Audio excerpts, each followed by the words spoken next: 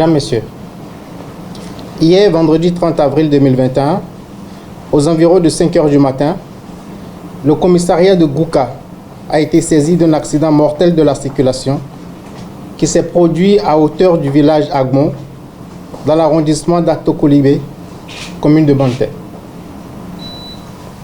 Les premières constatations ont permis de relever que l'accident s'est produit entre un minibus de marque Mazda, immatriculé BH 0337RB, de couleur rouge, et un bus de marque Renault appartenant à la compagnie coopérative Transport Voyageurs, en abrégé CTV, immatriculé BH 1479RB, sur la route nationale inter-État numéro 3, tronçon Savalou-Banté. Venant de Gouka, le minibus qui roulait certainement à très vive allure en direction de Banté est entré en collision frontale avec le bus qui était en stationnement au bord de la voie. Des quatre occupants du minibus, 2 sont décédés sur le champ et un troisième, le conducteur, a succombé à ses blessures quelques instants plus tard à l'hôpital de zone de Savalou. La fouille du minibus a permis de découvrir qu'il transportait 56 sacs de jute imbibés d'huile rouge. 56 sacs. Cependant, à l'ouverture des sacs, en lieu et place de l'huile rouge, il a été découvert des cartons de munitions de calibre 12 soigneusement emballés.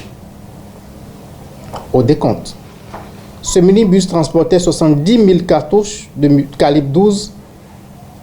70 000 cartouches de calibre 12.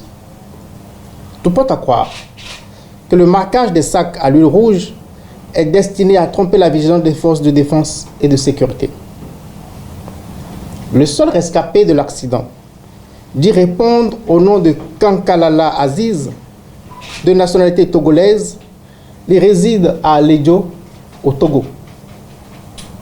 De ses premières déclarations, il ressort qu'il a l'habitude d'aider le conducteur du minibus, également de nationalité togolaise, à décharger ses marchandises. Cette fois-ci, il aurait été sollicité la veille aux environs de 20 h à Aoro, village situé sur l'axe routier Bassila-Banté, pour aider à décharger la cargaison à Gouka et à Kwasi, dans la commune de Banté. Il précise qu'au moment où il prenait place à bord du véhicule, il s'y trouvait déjà 2 individus, plus le conducteur.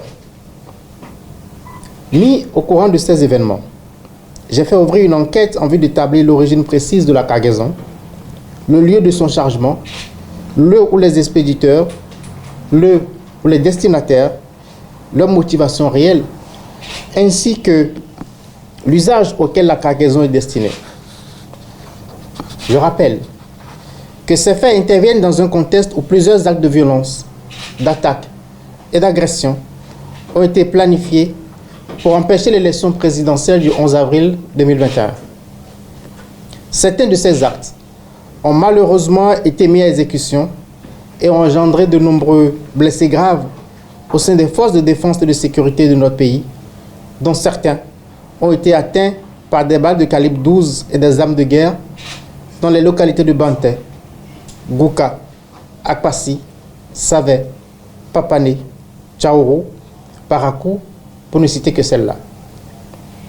Il faut rappeler qu'au terme de l'article 161 de notre code pénal, que je cite, constitue un acte de terrorisme l'infraction prévue aux articles 162 et 163 ci-après, qui, de par sa nature ou son contexte, peut porter gravement atteinte à l'État et commise intentionnellement dans le but d'intimider gravement la population ou de contraindre indûment les pouvoirs publics à accomplir ce qu'ils ne sont pas tenus de faire ou à s'abstenir de faire ce qu'ils sont tenus de faire, pervertir les valeurs fondamentales de la société et déstabiliser les structures et ou institutions constitutionnelles, politiques, économiques, sociales de la nation.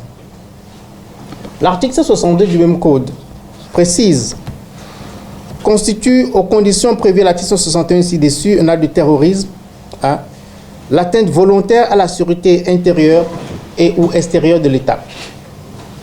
l'atteinte volontaire à la vie des personnes, à leur intégrité ou à leur liberté, ainsi que l'enlèvement ou la séquestration des personnes. La mise au point, la fabrication, le transport et la mise en circulation, et nous avons souligné, ou l'utilisation illégale d'armes, d'explosifs, de munitions, de substances explosives ou d'engins fabriqués à l'aide de telles substances. Je ne manquerai pas, s'il y a lieu, de vous apporter de plus amples informations sur l'évolution de cette enquête.